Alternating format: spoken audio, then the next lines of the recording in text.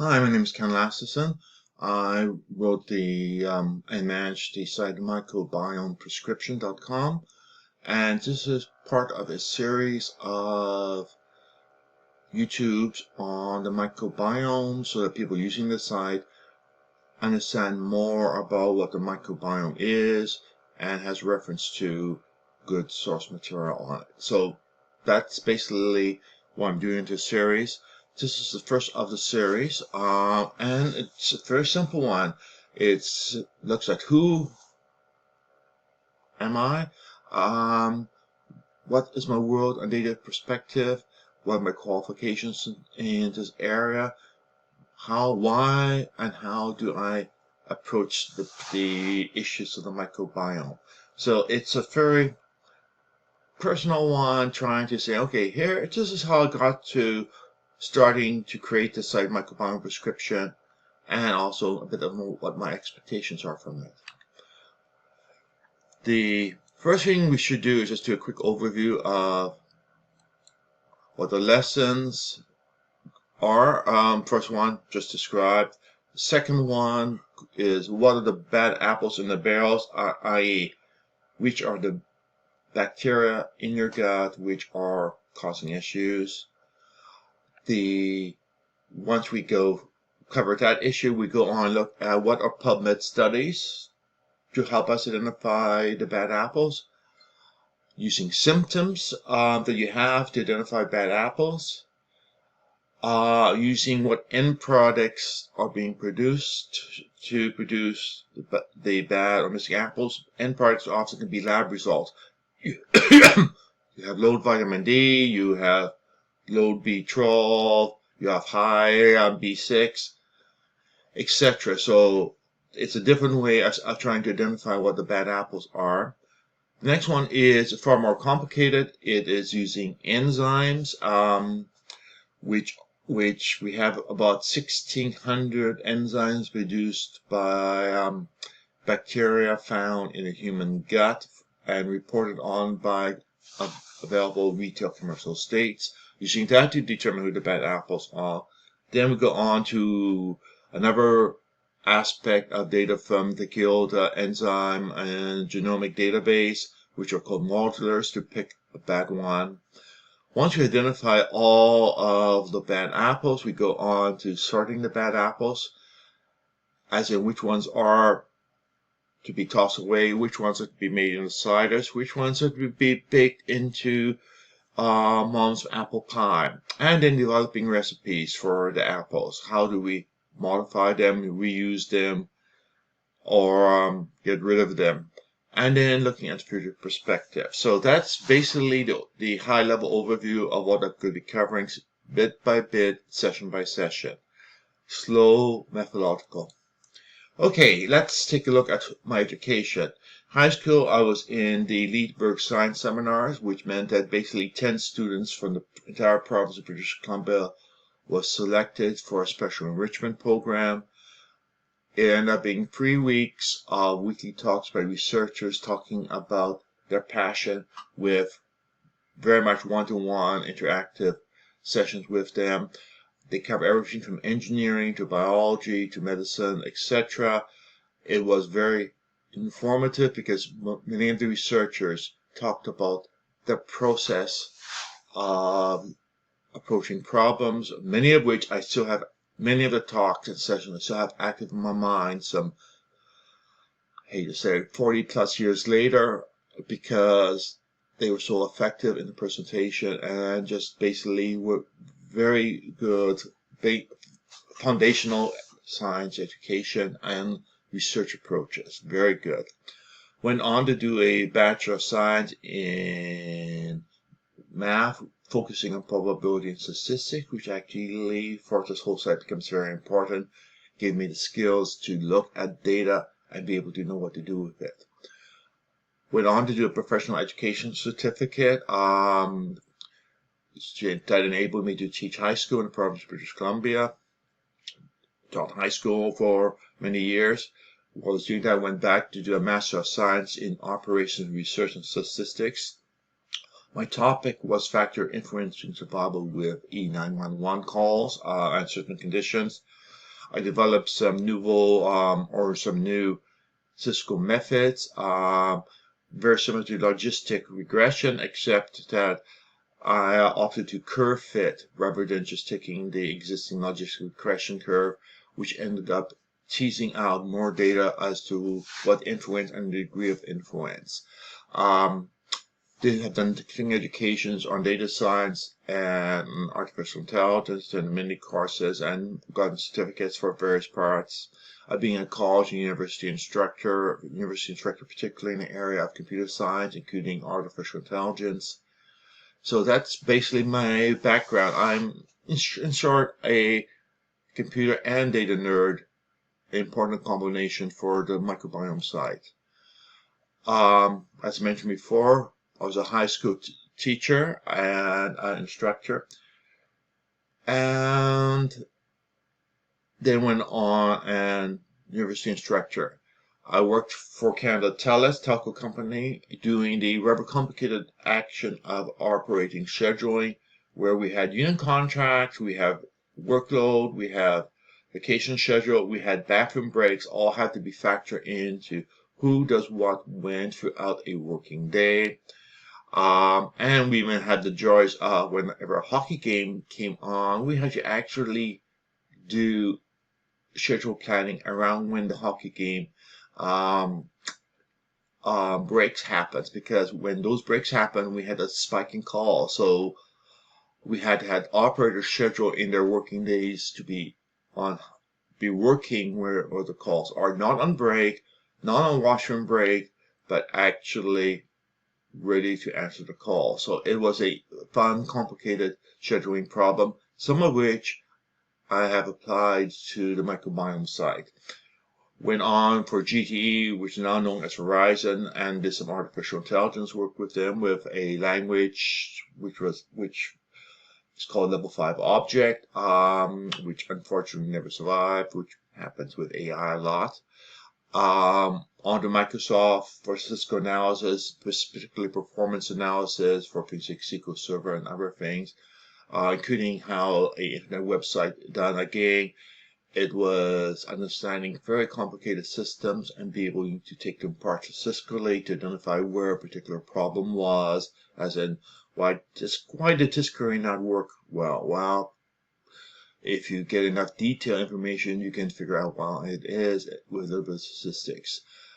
On to Amazon, where I did again more artificial intelligence, machine learning, and particularly the learning was dealing with detecting fraudulent product reviews. I was part of the original team to set up the very first filtering and detection apparatus, which was a bit of fun. And then on to Starbucks and did some statistical analysis there of more mundane nature. They don't have quite as interesting statistical problems. Okay, now, what got me interested in the microbiome? It would be, of course, the next question. Basically, it was personal experience with chronic fatigue syndrome or myalgic enterocolitis, whatever, ME. I was fortunate. I had the wrong diagnosis, but the right treatment in hindsight. First one was antibiotic-resistant walking pneumonia, which resulted in rotating antibiotics. Second one was occult rickettsia infection, again treated with rotating antibiotics. They worked, etc. But that was non-conventional medicine. It was, or in the first case, it was a old-time doctor who used common sense.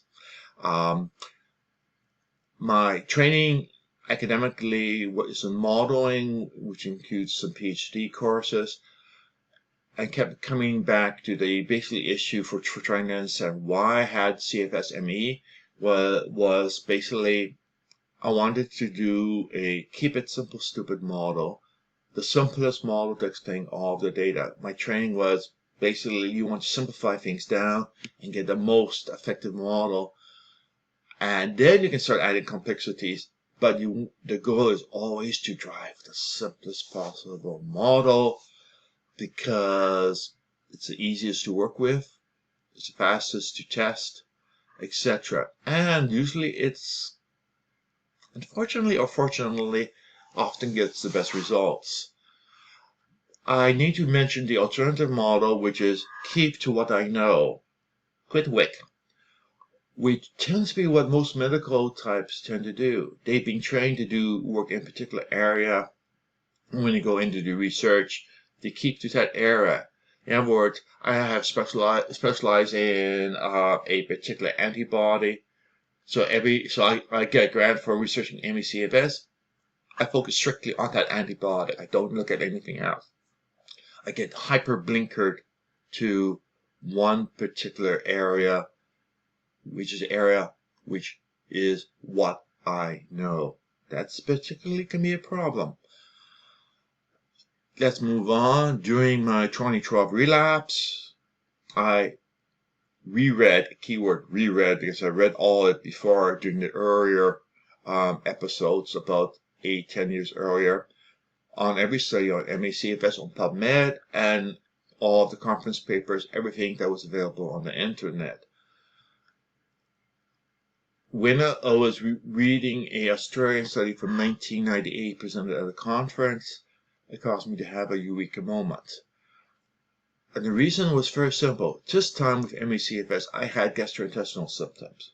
I had ignored this paper before because it had no GI with our relapses. So the result was, oh, I don't have that symptom, doesn't apply to me. Wrong.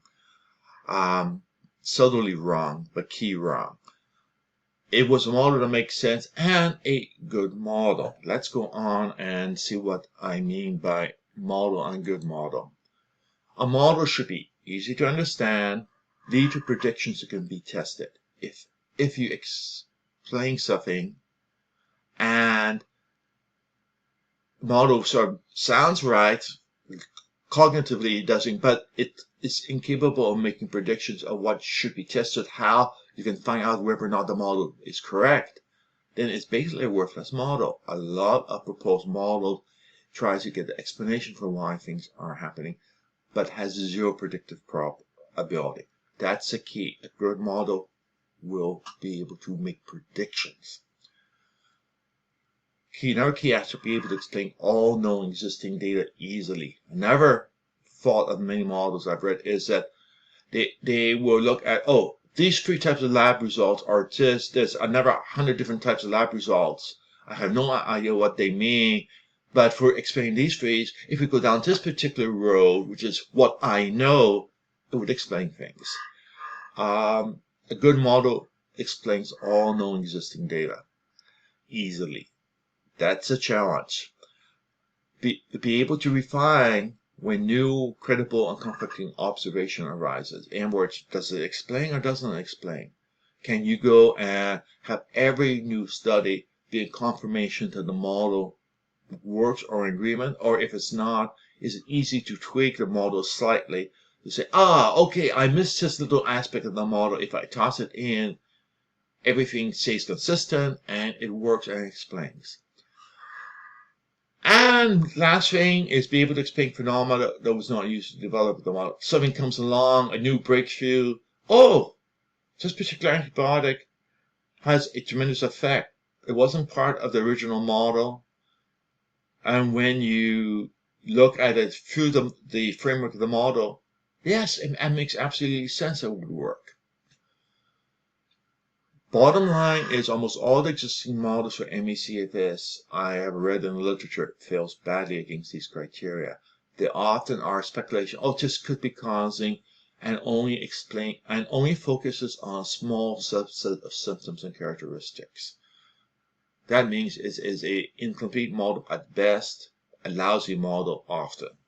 Okay, now that I've gotten most medical types really irritated by pointing out that they are speaking manure, let's go on. Let's take a look at the model test number 1. 1998 study we just cited reported 3 genesis of bacteria were overgrown and 3 genesis were undergrown. The last recovery was using Dr. Cecile Zardini's protocol of rotating antibiotics. So the logical test was very simple. Let's look at the bacteria shifts. Let's look at antibiotics. Do they agree with each other or don't agree with each other? Nice, simple. You can do it using PubMed process. And the test is, what is the impact of the specific antibiotics on the above 6 genus? Answer, they decreased their overgrowth and did not inhibit the undergrowth. Okay. I mean, we're just looking at 6 genuses and 3 families of antibiotics. And they seem to be the right choice. I looked at other antibiotics which were prescribed for CFS-MEE patients by random, by some doctor or another, which had horrible results. Guess what? They either encouraged the overgrowth or discouraged or further reduced the undergrowth. Little surprised that the studies were unsuccessful, or the studies showed no results or showed negative results. Basically, the pick of antibiotics was a random choice with no model behind the reason for the choice. If you opted towards the bacterial model and just used that very ancient 1998 study, you can pre-filter which antibiotics you should be attempting to use. So that was model test number 1. In other words, I ran up the flagpole and found that I got a few salutes using medical studies. Okay, let's go on using model prediction. After that very simple first test, we end up having apparent agreement. The logical thing was to try to improve the shift. One shift which was identified was low E. coli. By happenstance, keyword happenstance, somebody in the family happens to be dealing with Crohn's, and we happen to have a supply of Mutaflor on hand in the house, which we had to smuggle across the border from Canada, but that's a whole other issue. And Mutaflor is a bacteria which was discovered in 1917 called E. coli nisli. And it has a mountain of studies in Europe being very effective for a whole variety of diseases. It's not available in the US. FDA will not allow it. And as it goes through a very expensive set of clinical trials in the US. And then if those trials were successful, it would probably be by prescription order. Thank you, Canada. Thank you, Australia. Thank you, Germany, for allowing it to be over the counter. If you're in Europe and getting to Germany, feel free to drop by your local pharmacist to get some. Okay, so having that specific probiotic on hand, I did a simple experiment. Take E. coli, and what I found was the time antibiotics was 1/3 of our experience, and with the recovery it was a lot faster. This was a case study of one, myself, and with success. The appearance would be much faster recovery following a Jardine-like protocol with the appropriate antibiotics and with Mutaflor. So it was, to me, okay, just getting more and more credibility. Let's go on to the next one, which is this part of mechanism for items that would help? And this actually ended up being a slow process to do.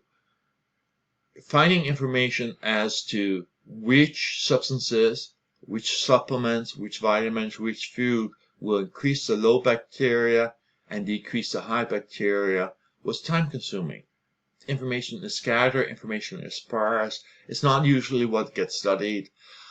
In fact, one of my biggest shorts was veterinary studies. They seem to be ahead of human studies.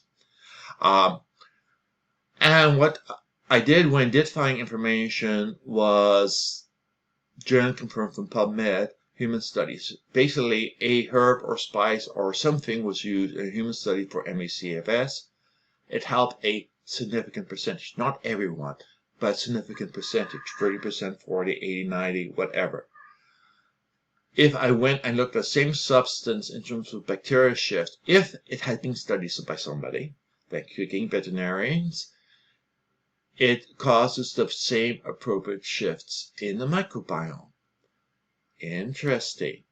It helps human and we see the same bacteria shift in dogs, in cattle, or something else taking the same substance. My. Example would be barley or oats or that type of thing.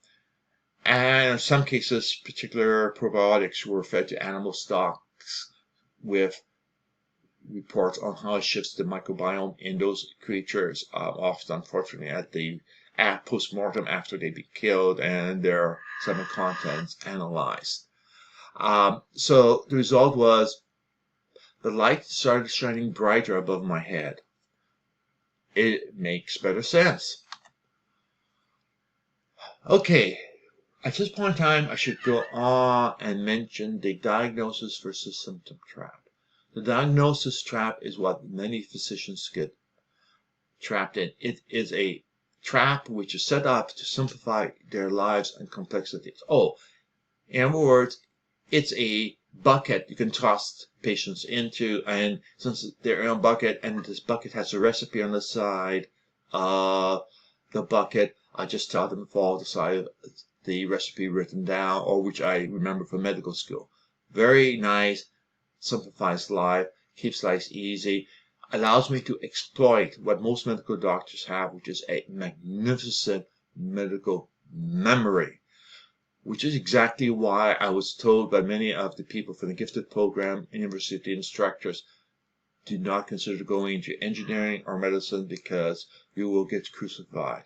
Why would I get crucified? I'm creative. I think creatively. I have patents. And that type of behavior is not acceptable in medicine. It is applying standard of care, standard practices, repeating formulas you have learned and you have in your memory. So that's a difference of thinking between medicine and medical types and myself personally and the whys. One depends on the medical memory. The other one's is a risk-taking, dangerous one with medical review boards. Very simple, very critical aspect as to why certain things work or don't work, and well, that's not about the politics of medicine. Okay, let's hop back. ME/CFS at that time required 4 of almost 20 symptoms to be present with no known cause to get a diagnosis. 4 out of 20. Wait a minute. I've done probability statistics.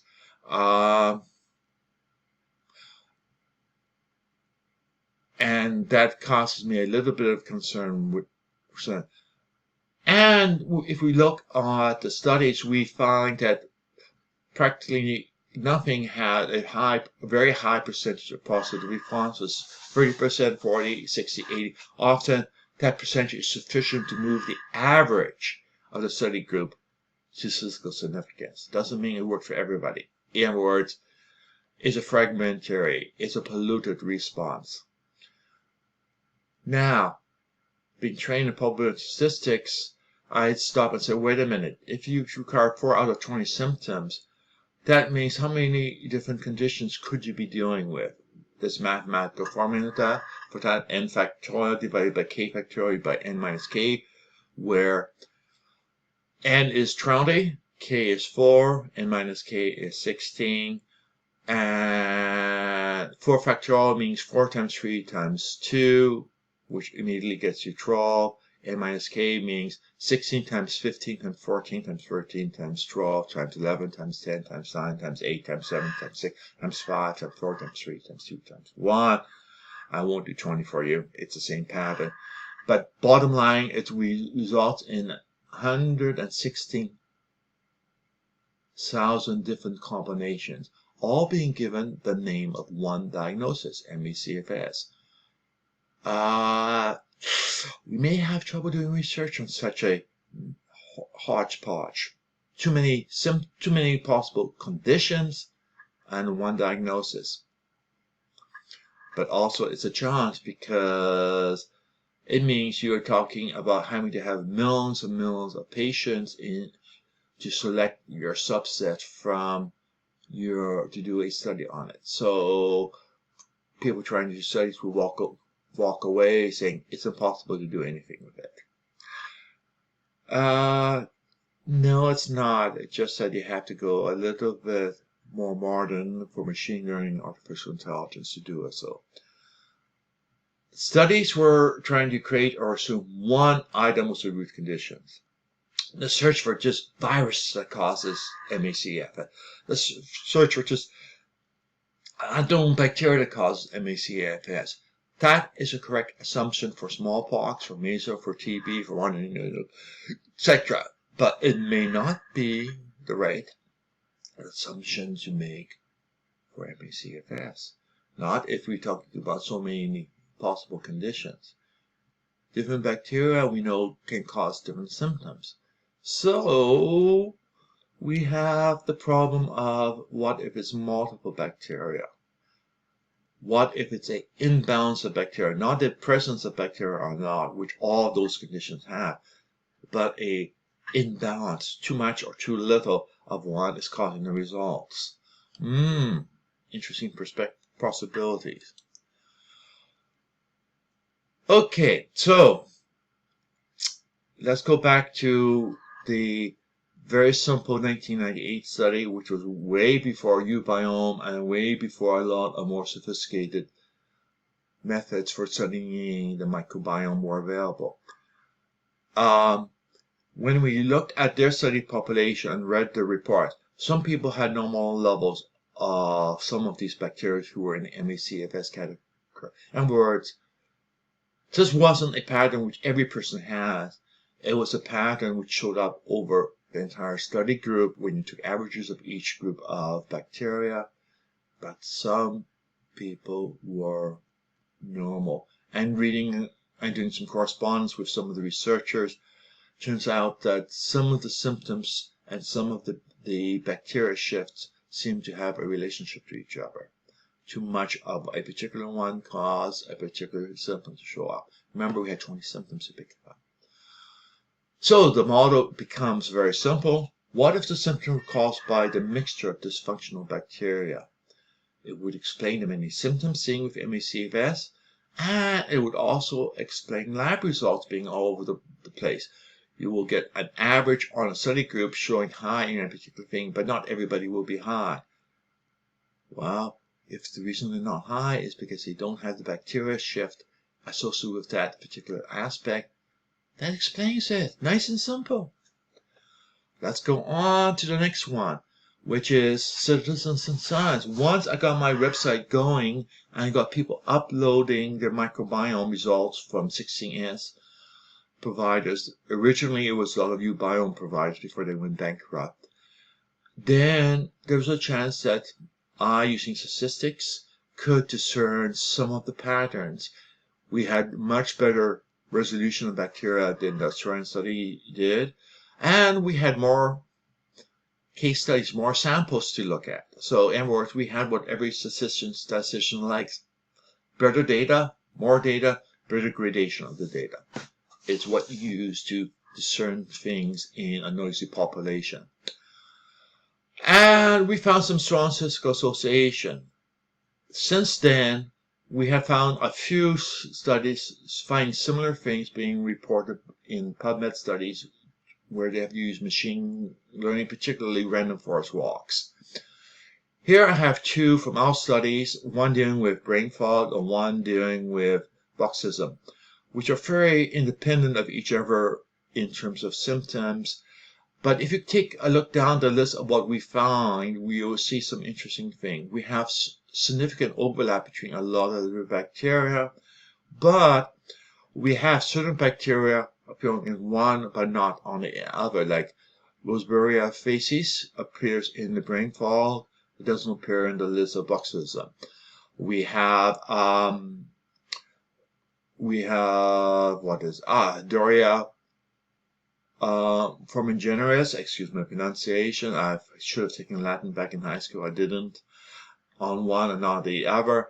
And over on the far side, we have Pterygomonas being an overgrowth in one, but not an overgrowth in the other. In other words, we have some common bacteria which are common across most of the symptoms, but individual variations of particular probiotics and in some cases, it is the appearance of a specific probiotic. For example, if you go here and take a look at this particular probiotic, we see that it only occurs in 7 of the samples, but its presence seems to be a very strong indicator for this medical condition, or sorry, this symptom.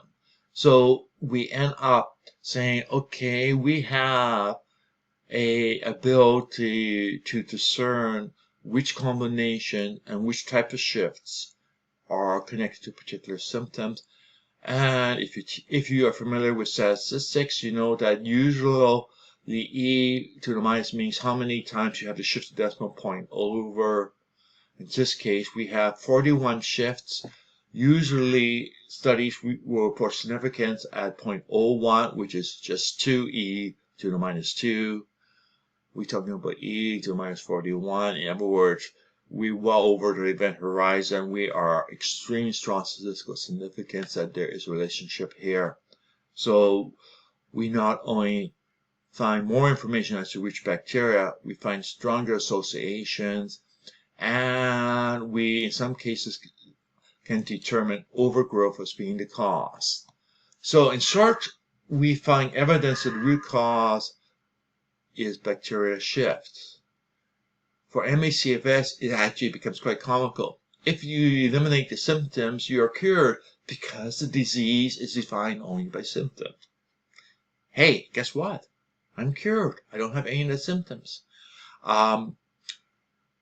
In fact, the moment I get below 4 out of symptoms, I'm technically cured because the criteria I use most of my medical history life was 4. If it got down to 3, I'm cured. Well, I'm down to 0, so I'm happy. So, going on, if we know the bacteria that needs to be changed, then by eating half a supplement and perhaps with occasional prescription drug, we can alter them. Which means that in theory we can reduce the severity of the symptoms or in some cases eliminate the symptoms entirely. We don't know how far we have to push things to eliminate the symptoms entirely. There may be other causes involved. So I prefer to say it will reduce the severity of the symptoms. Perhaps severity down to 0, perhaps not. But it's still a positive outcome. And what I particularly like is that by eating habits and supplements, you can do it. You don't require a prescription drug. The flip side of it is that you can get your information without going for a doctor because of the abundance of retail 16S 16S bacteria tests available out there, and they produce a very good result. In fact, I'll go and show one in a moment. If we can normalize bacteria and it becomes stabilized, it takes time to stabilize. Often it can take 6 weeks, sometimes 6 months before the bacteria becomes stabilized. In other words, all the relationships, all of the complexities and intercommunication with bacteria ends up being pretty settled. And that's something key to remember in terms of recovery. Really, I passed the magical 3 symptoms, I can stop. No, you need to keep working on it because you have to keep encouraging the stable environment to be stable so that all of the outliers, the evil cops, and the evil gangsters in the stomach are fed up and finally pack it in. So, key thing is with many autoimmune conditions, which I expect many of them have a very major microbiome component, there's a possibility of becoming symptomless, keyword possibility. And that also includes lab results going to normal. And I see that with myself, abnormal lab results becoming normal with the appropriate change of bacteria shifts. So let's go on and see. Okay, so we have a model. It makes predictions. The prediction seems to be good. And now we come to where I particularly enjoy, which is the ability to do novel suggestions for treatment. nouveau being ones which no doctor have done a study of. We have no idea if it will or will not help, but because it's a prediction from the model, it is worth discussing with your medical professional if it's willing to do a trial. Many of them are extremely low risk or have no risk, which makes it particularly appealing. So you can do it yourself after having reviews by your medical professional always. Sometimes there are gotchas. I don't want to deal with trying to explain all the gotchas. There's just too many. So, key thing is we need to identify which bacteria needs to be adjusted, the so-called bad apples. Some cases there are missing apples. If you're trying to make a good crisp apple pie, you want one which are good baking apples. You may not have any. Or you may have too many of some types of apples which may actually be rotten or some other aspects to them. So we have to know which apples we are missing and which ones we need to find. And then we know how to adjust them. In other words, next run to a grocery store, which apples do I have? Some cases I may have to go to the co-op, other cases the local supermarket, other cases farmer market to get the particular apples I'm looking for. Both of these actually are where I say these are complicated issues actually when you get down to the nuts and bolts. First of all is what is normal? Ha ha ha ha ha. Oh, just as no, many people would tell you it's normal. Naturopaths, unfortunately, particularly, are well scripted to a defined normal. Normal is determined by your diet. If you're a vegetarian, normal is different than if you're a heavy beef eater. If you eat processed foods or only eat handmade organic foods direct from the farmer, you will have totally different microbiomes patterns.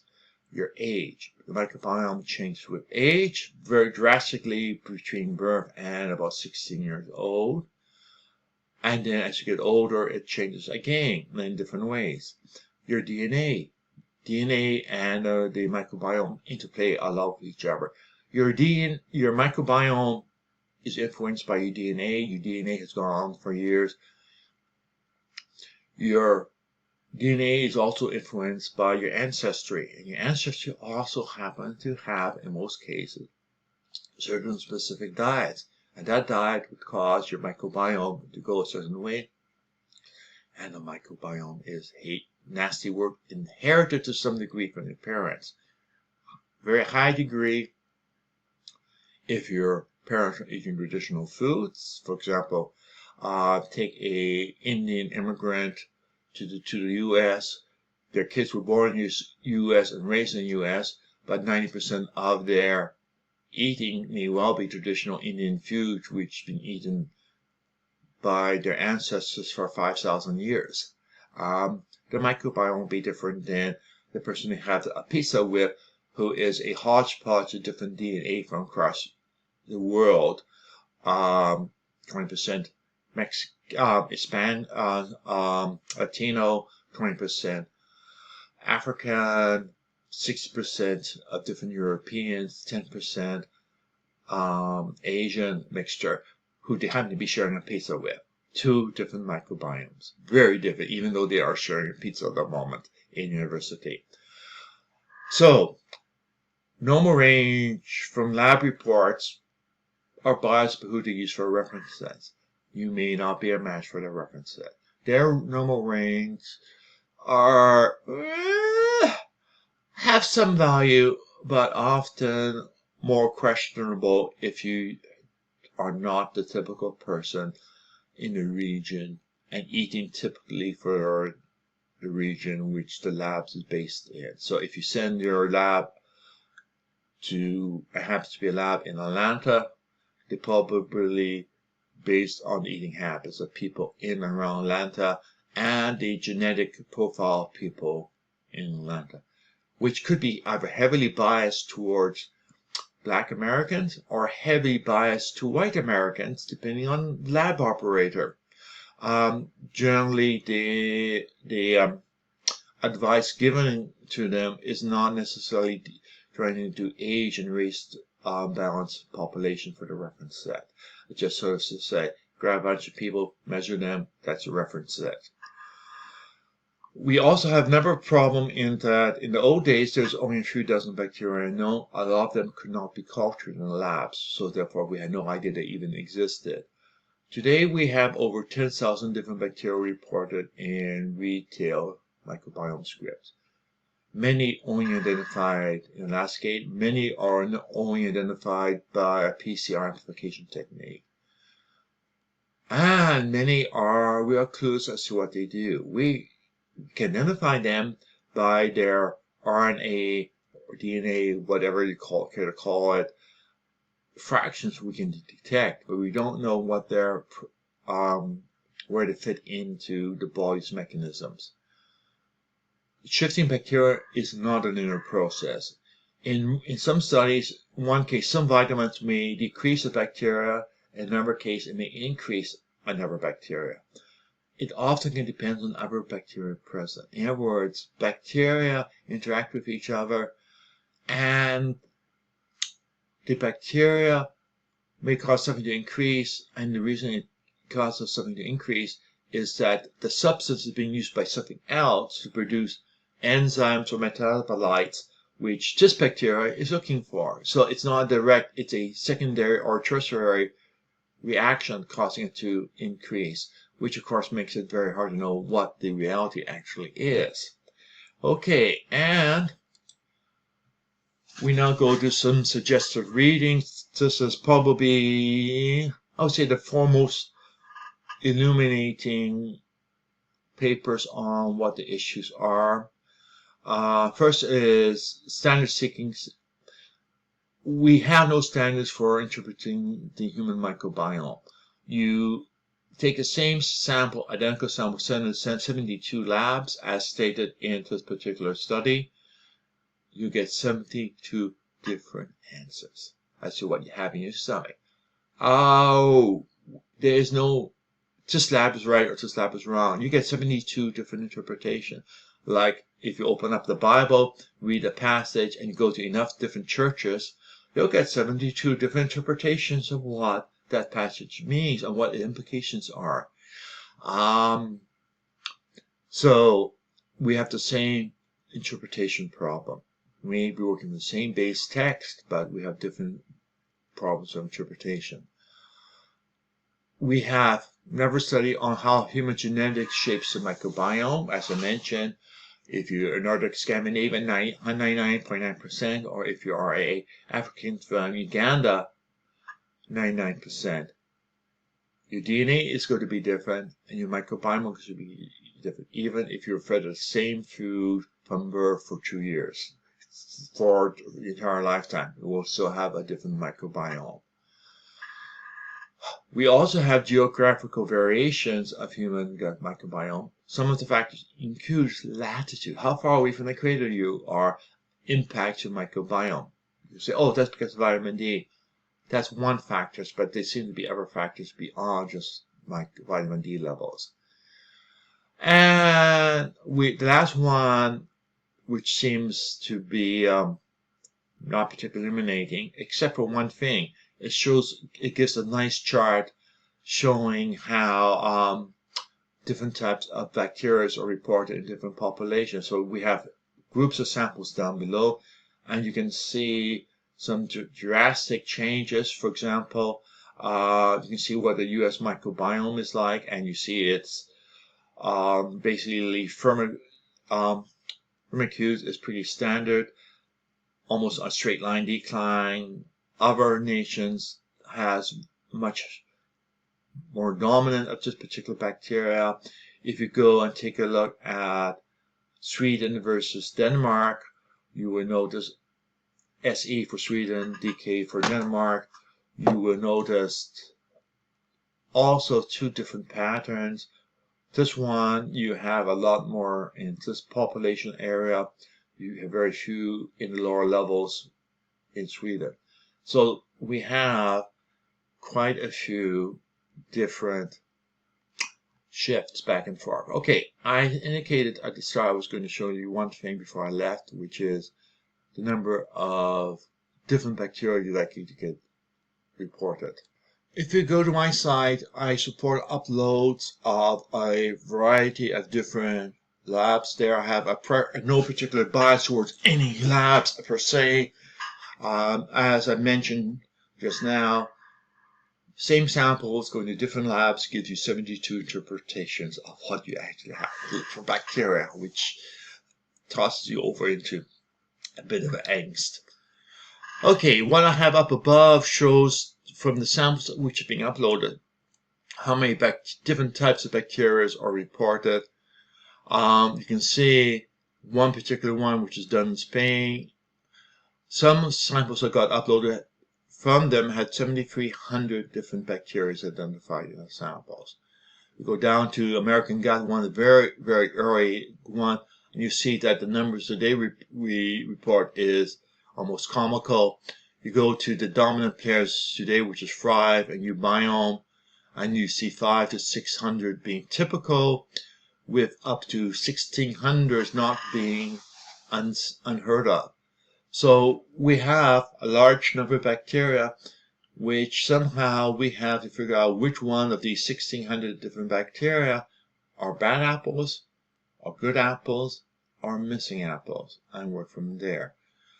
So that's basically it. As a FYI, Thrive and Microbiome allows you to download your